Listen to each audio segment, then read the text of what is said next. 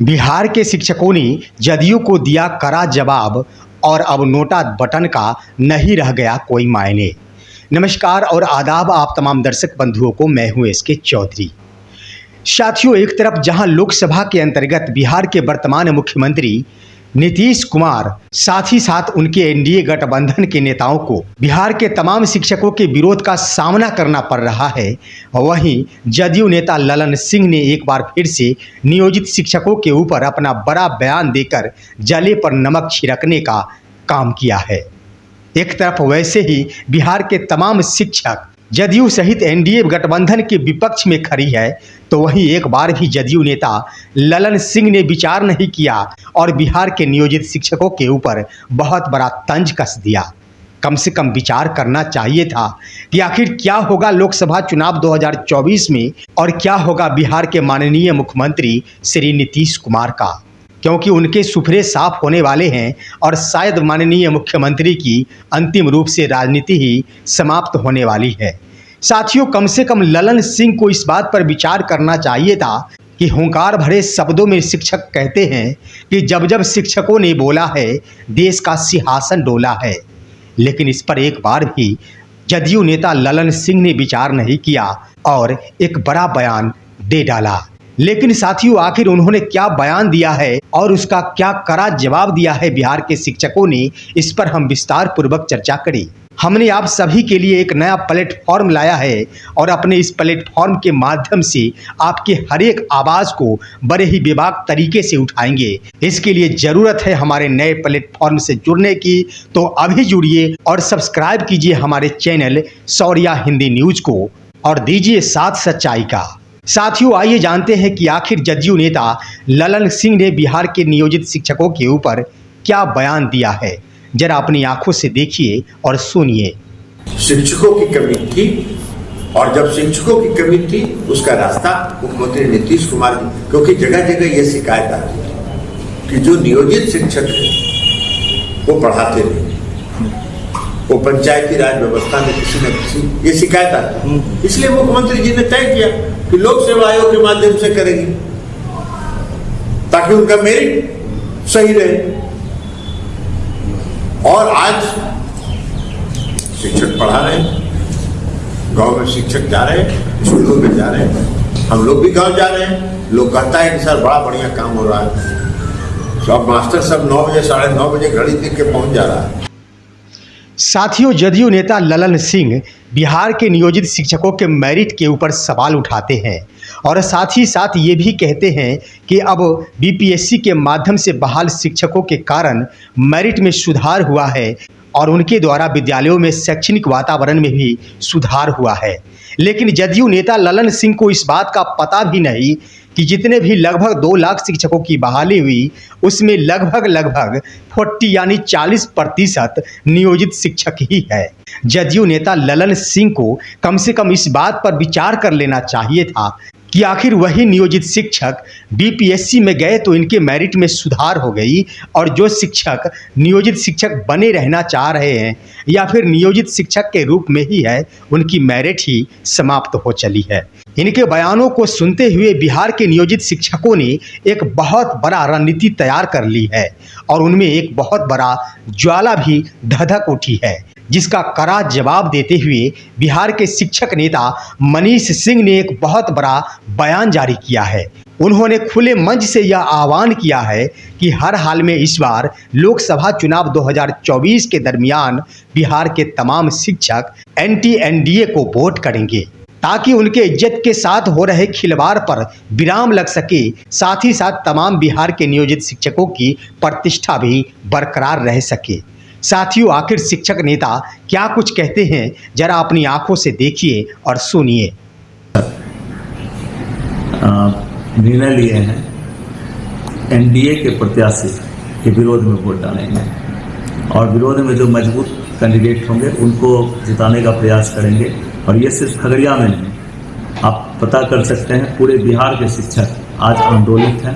उसकी मूल वजह है कि बार बार सरकार के द्वारा शिक्षकों को प्रताड़ित किया जाता है, परेशान किया जाता है, समाज के अंदर नीचा दिखाने का प्रयास किया जाता है।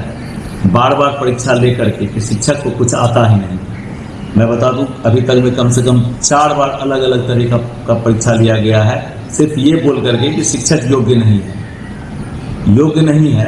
तो अभी तक में लाखों बच्चे आप एक तरफ ढिंढोरा पीटते हैं कि 40% के साक्षरता दर को बढ़ा करके आप 80-90 तक पहुंचाया गया है। वो कौन किए हैं? कोई शिक्षा विभाग के अधिकारी किए हैं कि मंत्रिमंडल के लोग किए हैं? कौन किए हैं? शिक्षक ही किए हैं। और उन शिक्षकों की जो 20 वर्षों से चिर परिचित मांग है, लंबित मांग है, वो है कि बिना शर्त राजकर्मी का दर्जा दिया जाए। राजकर्मी का दर्जा के साथ साथ तमाम तरह की सुविधाएं जो राजकर्मी को दी जाती है वो भी दिया जाए। लेकिन जब जब इस मांग को लेकर के शिक्षक आंदोलित होते हैं, एक परीक्षा लाभ दिया जाता है, एक परीक्षा का उस पर बोझ दे दिया जाता है और नीचा दिखाने का प्रयास किया जाता है। बच्चों के सामने, अभिभावकों के सामने यह दिखाने का प्रयास किया जाता है कि शिक्षक राजकर्मी का दर्जा मांग रहे हैं लेकिन उस योग्य है नहीं। मैं बता दूं कि अभी तक में 4-5 बार परीक्षा लिया गया है, ट्रेनिंग दिया गया, दक्षता परीक्षा लिया गया था, शिक्षक पात्रता परीक्षा लिया गया, डीपीई की तैयारी करा करके प्रशिक्षण दे करके डीपीई परीक्षा लिया गया, संवर्धन 6 महीने का कोर्स कराया गया, संवर्धन का परीक्षा लिया गया। उसके बाद 2 वर्षीय ट्रेनिंग करा करके ट्रेनिंग का परीक्षा लिया गया। अब आकर के सक्षमता का परीक्षा लेने की बात की जा रही है। तो सक्षमता का मतलब क्या हुआ कि शिक्षक अक्षम है, पहले दक्ष नहीं थे तो दक्षता परीक्षा लिया गया, अब सक्षम नहीं है तो सक्षमता परीक्षा लिया जाएगा। कल को होगा कहेगा कि निपुणता परीक्षा लिया जाएगा, ये निपुण नहीं है शिक्षक। ये क्या तरीका है? ये जो शिक्षक को नीचा दिखाने का काम किया जा रहा है, इसका पुरजोर विरोध करेंगे शिक्षक। और ये पूरे बिहार में शिक्षक जो सरकार समर्थित प्रत्याशी हैं, एनडीए के प्रत्याशी हैं, उनका विरोध कर रहे हैं। उनको किसी भी हालत में हम अपील करते हैं शिक्षकों से कि उसको वोट नहीं दें और संभव हो तो अपने आसपास के लोगों को भी इस बात के लिए जागरूक करें कि ये सिर्फ शिक्षा के नाम पर ढिंढोरा पीटने का काम सरकार कर रही है, इसको कहीं से कोई शिक्षा का मतलब नहीं है। साथियों, शिक्षक नेता सिर्फ मनीष सिंह ही नहीं, बिहार के जाबाज शिक्षक नेता बंशीधर ब्रजवासी ने भी एंटी एनडीए को सपोर्ट किया है। आप तस्वीर के माध्यम से देख सकते हैं कि उन्होंने मुजफ्फरपुर के अंतर्गत अजय निषाद का खुले रूप से स्वागत किया है। और आप सभी अवगत होंगे कि अजय निषाद कांग्रेस के उम्मीदवार हैं, जिन्होंने कांग्रेस का दामन थामते हुए मुजफ्फरपुर सीट से लोकसभा चुनाव की उम्मीदवारी भरी है।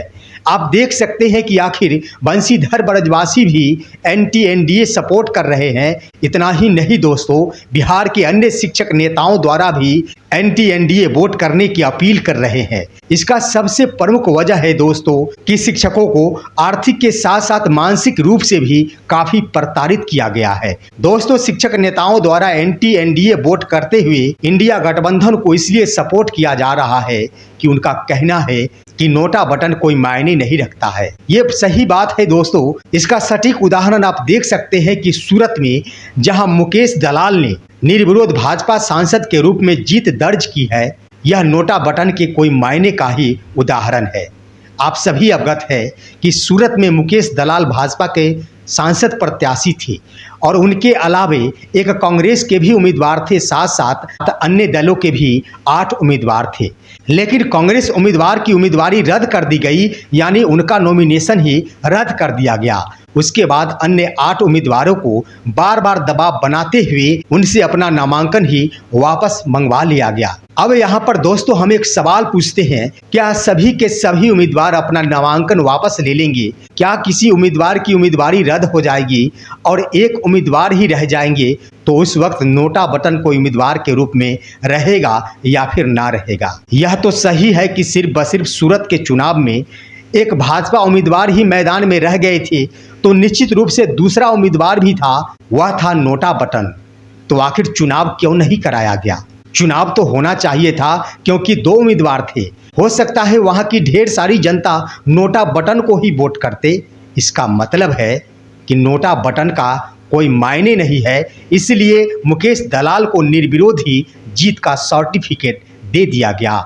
साथियों, चुनाव आयोग के अंतर्गत इस बात का भी प्रावधान किया गया है कि उम्मीदवारों के क्रम में अगर सबसे ज्यादा वोट नोटा बटन को पड़ता है तो उस वक्त दूसरे उम्मीदवार को विजेता घोषित किया जाएगा। इससे भी यह बिल्कुल स्पष्ट होता है कि हर हाल में नोटा बटन का कोई मायने नहीं रह गया है। इसलिए शिक्षक नेताओं ने यह अपील की है कि एंटी एनडीए वोट करने का मतलब नोटा नहीं, इंडिया गठबंधन को वोट करे। साथियों, सूरत का ही ये मुद्दा नहीं है, दूसरा मुद्दा इंदौर में भी खड़ा हुआ है, जहां की भाजपा उम्मीदवार के साथ साथ कांग्रेस के भी उम्मीदवार थे और वो कांग्रेस के उम्मीदवार थे अक्षय कांति बम।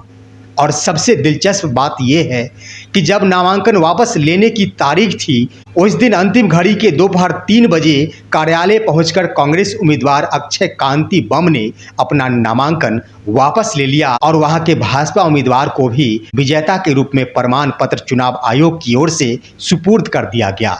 साथियों, सवाल उठता है यहाँ भी कि आखिर अक्षय कांति बम ने भी अपना उम्मीदवारी वापस ले लिया तो वहाँ भी नोटा बटन थे और वहाँ भी चुनाव होना चाहिए था।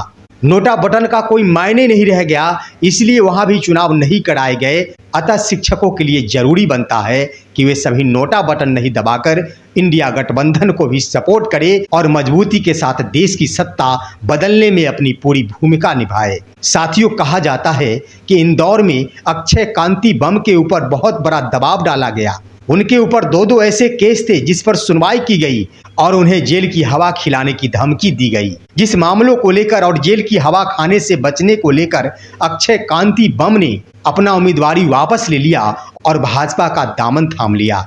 साथियों, एक बात तो सही है, दिल्ली प्रदेश कांग्रेस अध्यक्ष लवली ने भी कांग्रेस से नाता तोड़कर भाजपा का दामन थाम लिए हैं। लेकिन वर्तमान जो परिस्थिति है, वर्तमान जनता की जो लहर है, उन लहरों को ये सभी नेता भांपने में विफल साबित हो रहे हैं। उन सभी को पता नहीं है कि इस बार सत्ता बदल रही है और देश की जनता सिर्फ व सिर्फ एक ही लक्ष्य लेकर वोट कर रही है कि हर हाल में देश की सत्ता इस बार बदल कर रख देंगे। तो साथियों, शिक्षकों की अपील के आधार पर हम कहना चाहेंगे, यह लोकतंत्र शिक्षकों का है, यह लोकतंत्र आम जनताओं का है, यह देश आम पब्लिकों का है और देश के लोकतंत्र को बचाते हुए अपने देश के कदमों को आगे बढ़ाना चाहिए। साथियों, ये थी आज की अहम खबर और विचार। आप सभी हमारे इस वीडियो को लाइक करेंगे, साथ ही साथ इंडिया गठबंधन के पक्ष में आप सभी का क्या राय है कमेंट जरूर देंगे और हमारे इस वीडियो को तमाम दोस्तों के पास शेयर कर देंगे। साथियों, एक बार फिर से हम आप सभी से अपील करते हैं कि आप हमारे इस चैनल शौर्या हिंदी न्यूज को जरूर सब्सक्राइब कीजिए और दीजिए सच्चाई का साथ और बचाइए भारत के लोकतंत्र को। अब दीजिए इजाजत अपने ही दोस्त एसके चौधरी को। हम फिर मिलेंगे आपसे अगले वीडियो में। तब तक के लिए जय हिंद, जय भारत दोस्तों।